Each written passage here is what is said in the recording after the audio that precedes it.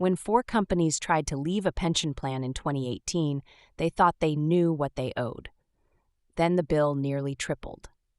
A single change in how the pension fund's accountants calculated the debt that was made months after the official measurement date pushed the company's combined bill from roughly $3 million to roughly $10 million.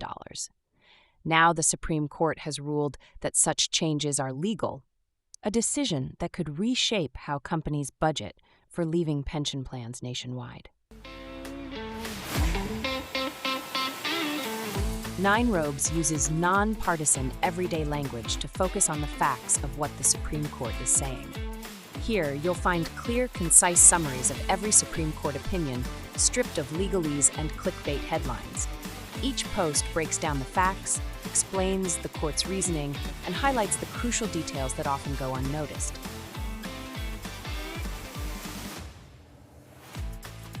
It's not just about what the court decided. It's about why those decisions matter, to give you a deeper understanding of the cases that define our nation's legal landscape. These summaries are generated by AI. Be careful and consult reputable sources when in doubt.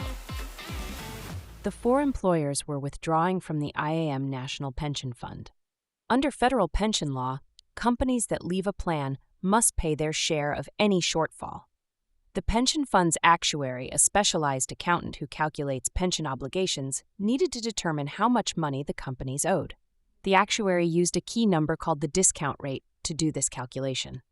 Think of it as a tool that translates future pension payments into today's dollars. On December 31, 2017, the official measurement date, the rate was set at 7.5%, but months later, the actuary lowered it to 6.5%.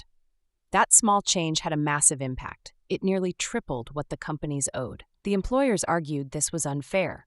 They said the law required all the numbers to be locked in by December 31, 2017. The pension fund disagreed, saying the measurement date was just a reference point, not a deadline for finishing the math.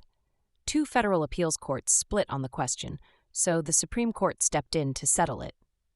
In a unanimous decision, the Supreme Court sided with the pension fund. Justice Ketanji Brown Jackson wrote that nothing in the law prevents actuaries from changing their assumptions after the measurement date. The court drew a distinction between hard facts and educated guesses. Facts like how much money is in the plan or how many people are owed benefits must be frozen as of December 34th. But assumptions like the discount rate are predictive tools, not facts. They can be refined later as the actuary gathers more information and makes better judgments. The court also noted that Congress knows how to write timing rules when it wants them. In other parts of the pension law, Congress explicitly tied assumptions to specific dates. The fact that Congress did not do so for withdrawal liability calculations suggested it did not intend to. The employer's concern about unfair manipulation, the court said, is already addressed by a separate legal process called arbitration, which allows companies to challenge assumptions they believe are unreasonable. The ruling answers one question, but leaves another wide open. The court said actuaries do not have to finalize assumptions by the measurement date.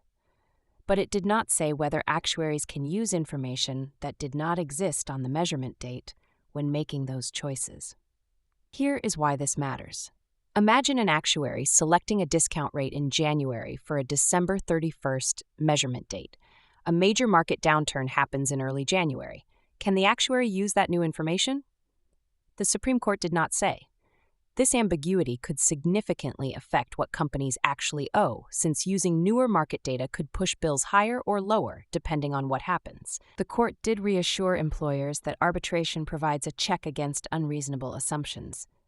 But how seriously arbitrators will scrutinize these decisions remains to be seen in future cases. If you work for a company considering leaving a pension plan, this decision makes budgeting harder.